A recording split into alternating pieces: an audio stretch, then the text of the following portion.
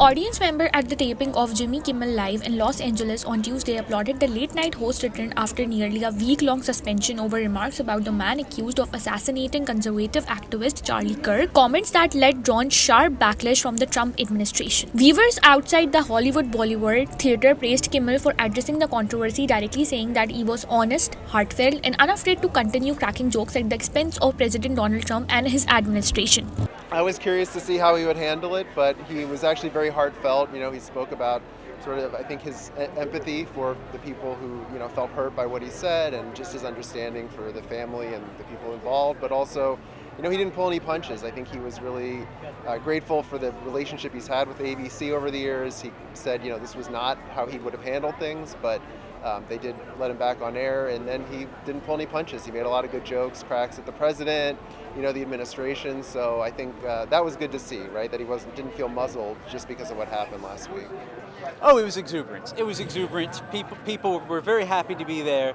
They were happy that the decision was made to restore him to the air, and just happy that he got a chance to be heard and got a chance to make things right, or at least try to make things right for anyone that thought he went overboard. I thought it was incredible. I thought Jimmy was great. I think he handled it fantastically. I felt like he spoke from the heart. He was honest, and he said what we were all thinking. What did he say? Did he apologize? No, there was no apology, but he was very clear that free speech was at risk. ABC did the right thing by bringing him back, and we all need to be aware of what's going on. Pay attention. Oh my gosh, it was like electric. It was awesome. It was very cool to be in there, and it feels like a very historic night to be here. Yeah. I think, he handled it like I would think any professional would handle it, which is something that we don't see a lot of today. He was professional, heartfelt. He basically had to explain the joke. Some people don't get it, I guess.